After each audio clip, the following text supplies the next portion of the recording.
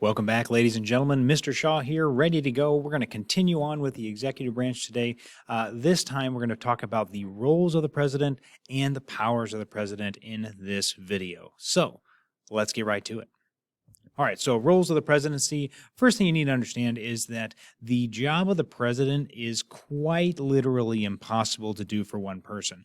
We're going to talk about the bureaucracy in the next video, but just so you know, we as Americans put so much pressure on the president to get things done. And to be honest with you, the Constitution just does not allow or give him that kind of power. So that's why we kind of call it this Mission Impossible, the presidency. Again, it's the largest employer. It has over 4 million workers, 15 departments, and it is tasked with steering the massive effort of the president of the United States. And guys, it's just really, really difficult for the president to do everything that the people expect him to do. So with that in mind, let's get started with the actual job. So we have 8 roles for the president. The first one is the chief of state, or also known as the head of state. And he is the ceremonial head of the U.S. government. So for things like, awarding medals or hosting dinners, things like that, anything that's like ceremonial in nature, the president is going to be the one to do that. The president is also the chief executive and the administrator. And this is basically the power to execute the law. So that he has the power to implement both foreign and domestic affairs, and it is in charge of the executive branch of federal government. More simply, you could really just say that the president is the one that enforces the laws of Congress and the decisions of the Supreme Court, and the orders of himself and of the president. Okay, moving on, we also have chief diplomat, which is meaning that the president is the main architect of foreign policy. So basically, how the United States works with and manages relationships with other countries. Again, the president is going to be in charge of doing that. The president is also the chief legislator.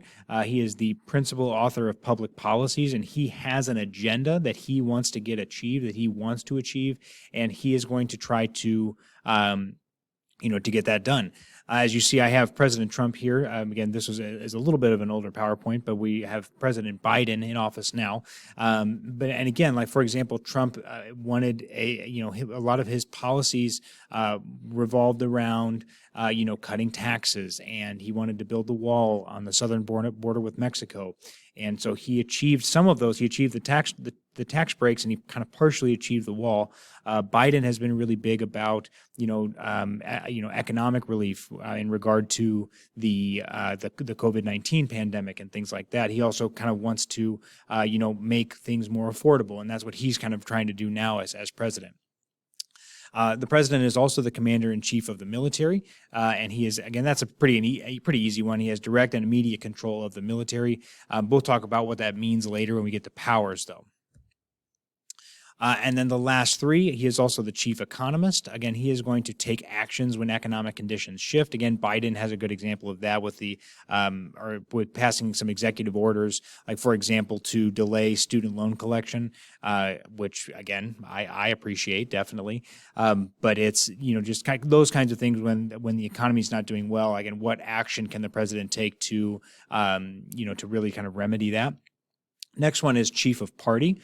He is the acknowledged leader of the political party. Again, Biden is the leader of the Democrats right now. President Trump is and was the leader of the Republicans. And again, they're going to just try to steer their party in the right direction and get laws and policies passed that are going to be favorable to their party. And then the last one is the chief citizen. And basically the chief citizen is they are the representative of all Americans. They defend the public interest. They also will help out in times of crisis. Sometimes this one's kind of called crisis manager as well. So there's just a lot of different things, a lot of different hats that the president has to wear. And we're going to kind of see those in action when we talk about the powers. But we'll save that for just for right now. Let's do it. Presidential powers. All right, so I don't want you to write this slide, but I want you to understand that the power of the president has really grown dramatically. So when we first talked about like the Constitution and the Federalists and Anti-Federalists, the Anti-Federalists were really worried about having a powerful single executive because that could lead to a tyrannical, monarch kind of situation like we had with King George under Great Britain. So that's not really what we want anymore. And that's why when they were granting powers to the president, it was very limited. The president couldn't do very much. George Washington really didn't have much at his disposal. But even so, the modern presidency wields extraordinary power. And again, what's ironic about that is that the Constitution was never actually changed to actually give the president more powers. The president has just kind of acquired more powers throughout the 2 some odd centuries that he's been around. Or 2.5, I guess. And that's, it's just kind of kept happening. And like certain crises happen. And again, the president's going to be in charge of those things. And that has allowed the president's power to really grow super dramatically again. And we'll talk more about that later. But again, just think of things like the Great Depression, things like 9/11, even the Vietnam War. COVID-19. Again, all of these things are crises that that presidents are expected to deal with, and so that's kind of part of the reason anyway why president's power has grown dramatically. All right, let's get to domestic powers. Domestic powers, you should know, again, it's the word domestic. It literally means influencing national policies and executing our nation's law. So like domestic means our country. Foreign powers means anything that he can do kind of outside of our country or like in relation to other countries. Okay, so first up for the domestic powers is executing the law. Real quick, guys, before I go into this, I would not write this area over here. Like if on this, I'm going to have a bunch of stuff here on the right side. If you want to write that, you can. I don't really think it's necessary though, so I probably would not write that. Okay, moving on. So executing the law, the president is responsible for carrying out all laws regardless of opinion. Again, if a president doesn't agree with a law, he is still technically in charge of executing that law. Now, that's what's interesting about that is that the president can execute a law in a way that he deems necessary. So he might execute a law in a way that Congress didn't intend. And that, Congress can then hold him accountable for that. But again, that's usually he is in charge of executing any law, carrying out any law, regardless of how he feels about it. He is going to define the specific processes for executing the law, and he's going to do that with the help of the bureaucracy that we're going to talk about in the next video. And then he also delegates tasks to offices within the branch. Again, that is also the bureaucracy. So, for example, immigrants are seeking permanent residency status. They are required to read and understand some dialect or language. And so the president can make sure or, enforce specific things in regard to the naturalization process. Now, again, Congress usually has that kind of pretty well defined. But again, the president has some say in, kind of what those things might look like. And again, we know that in the naturalization process, that language is English. And then usually they have to show an understanding of English. And again, that presidency and the president and Congress can kind of change that as they see fit. But again, there's really not a reason to do that. Okay, so next up is executive orders. Executive orders and privilege. So executive orders are directives, rules, or regulations that have the effect of law. Basically, they are just declarations essentially by the president that carry the force of law. And it usually is used to kind of break gridlock in Congress. So if Congress can't reach an agreement, then the president can issue an executive order that, just would allow that whatever it is to become law.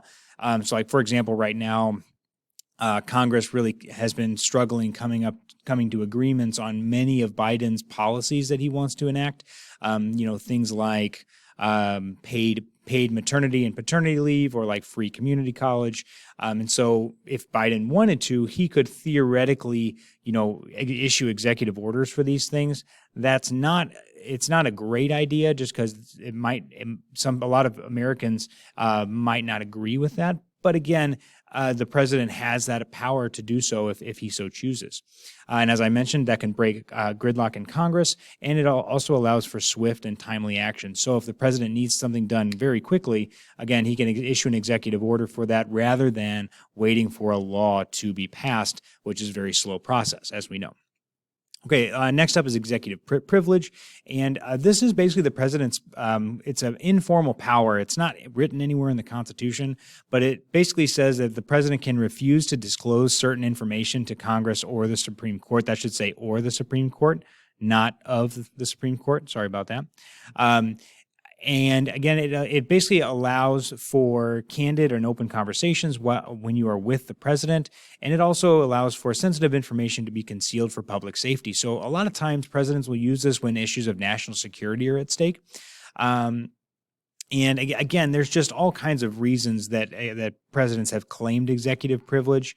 For one of the most recent ones, or one of the most famous ones rather, was when Nixon claimed executive privilege during his impeachment proceedings in regard to Watergate, and they were denied. The Supreme Court said you cannot use executive privilege in criminal matters. Okay. And again, the example of the executive order, President Trump declared Christmas Eve in 2019 a paid federal holiday. And again, that's it. That's the force of law, and that was followed by everybody. All right, moving on. Oops, not that. Sorry.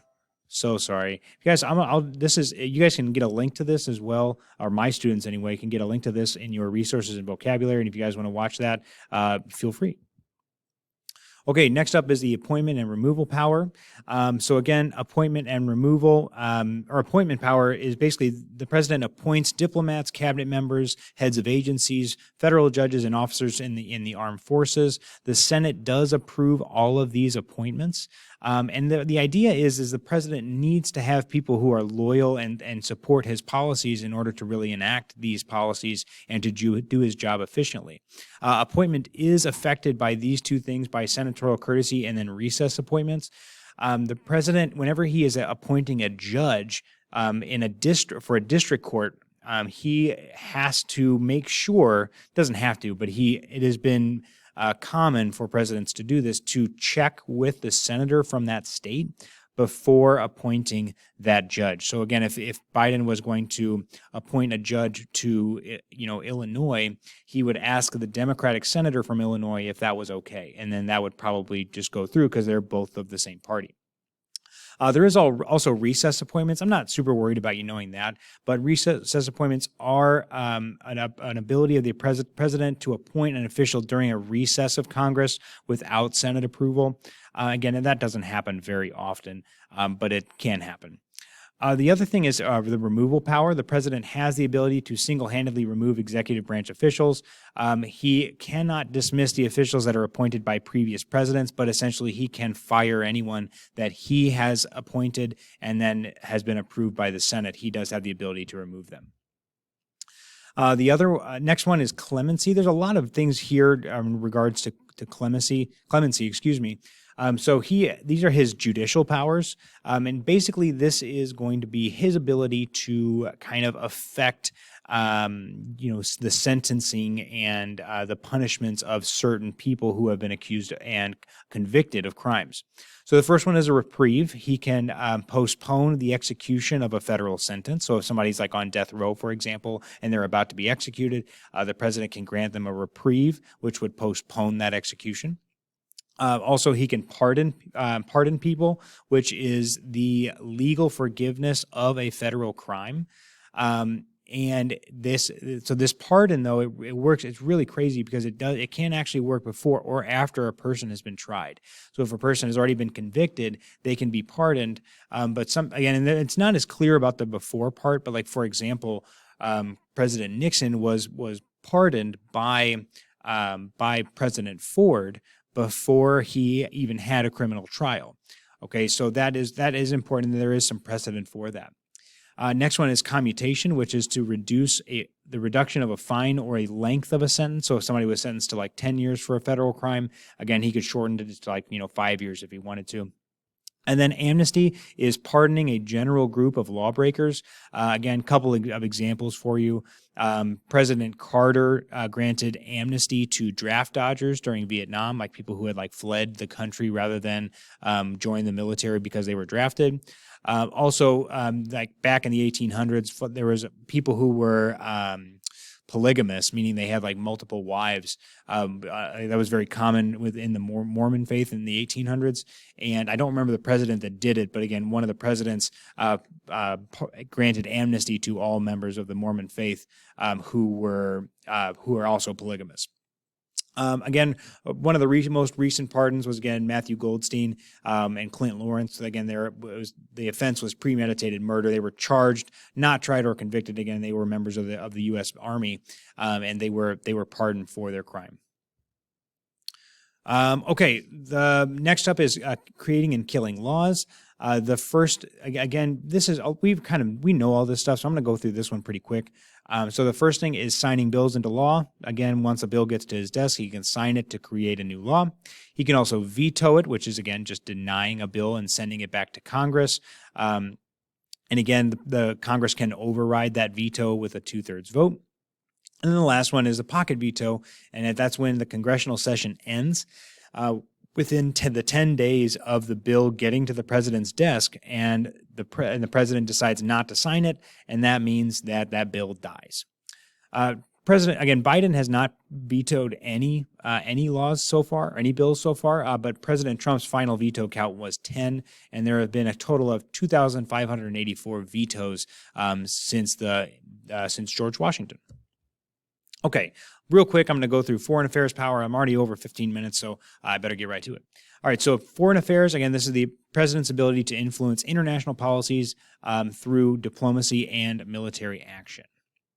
All right, so the first up is making treaties. So treaties this treaty power is the power to make formal agreements between two or more sovereign nations. Usually the Secretary of State is going to negotiate it. And so treaties are usually usually used to end wars and things like that, or to create alliances. The Senate has to approve those with a 2/3 vote. And the president is going to then ratify treaties through communications with sovereign nations. Again, often there are times, though, that treaties have not been ratified. Again, Treaty of Versailles was one in particular after World War I. The Senate did not like the wording in regard to the League of Nations, and so they did not end up ratifying the Treaty of Versailles, and we had to sign a separate treaty with Germany ending World War I. All treaties have legal status, meaning that they are an act of Congress. They can nullify established laws. They can be repealed, but they cannot conflict with the Constitution. I'm not super worried about you guys knowing these four things. I would definitely know that they have to be. I would know they're a formal agreement, and I would know that they must be approved with a 2/3 vote, and you should be good to go in the Senate, that is. Okay, executive agreements are kind of like treaties. They're basically like a mini treaty. So they are a pact between the president of the United States and the head of another foreign state or another sovereign nation. They do not have to be approved by the Senate. They do not have the status of law. They cannot supersede established laws, but they also do not become a part of permanent policy. So usually it's about like just a temporary agreement, like a temporary aid to a country. Like, for example, if the Sudan had a food shortage, and and President Biden agreed with the leader of Sudan to ship food over for let's say 6 months. That wouldn't need to be approved by the Senate, because that's just an executive agreement, and he's well within his informal powers to do that as president. Again, an example would be the Destroyers for Bases deal. Again, the U.S. gave 50 old destroyer ships to Great Britain, and the U.S. received a 99-year lease to a string of islands and naval bases in the Atlantic. Okay, there you go. Okay, military powers. Again, this is really straightforward. The biggest thing I need you to know about this is the War Powers Resolution Act of 1973. Basically this is just the using armed forces to protect U.S. interests, aid allies, and defend territory abroad. Again, in the wording of the Constitution, it says to give advice and aid during war. Again, that has been used in Korea, Vietnam, Afghanistan, and Iraq. Again, none of those. I think the Korea and Vietnam were definitely not declared wars. They were police actions. Afghanistan, Iraq, it's escaping me now if those were actually declared wars. I believe so. Again, they can also defend human rights against dictators. That was used in 1989 in the invasion of Panama to work against the dictator there at the time. But again, that part's not the defending human rights against dictators is not, I don't believe that's directly in the Constitution, but that is how it has been used. So because of Vietnam, the War Powers Resolution Act of 1973 was passed, and this says that the president can only commit troops if Congress has declared war or Congress has approved the action or if the United States has been attacked. Again, there's more specifics there. I'm not super worried about that right now. But again, just so you know, the War Powers Resolution Act, it limits the ability of the president to send troops overseas without congressional approval. And again, the war in Afghanistan that just ended actually last year was, again, our longest war that we've been involved in. And that, again, started up after 9/11. Okay, and that's it. Hey, guys, 20 minutes. Wow. What a bunch of learning. Hey, if you like this, make sure you hit that subscribe button, okay? Hit that bell, get notified whenever I create more content. Really helps the channel out a lot. I appreciate it. Bye, guys. I'll see you next time.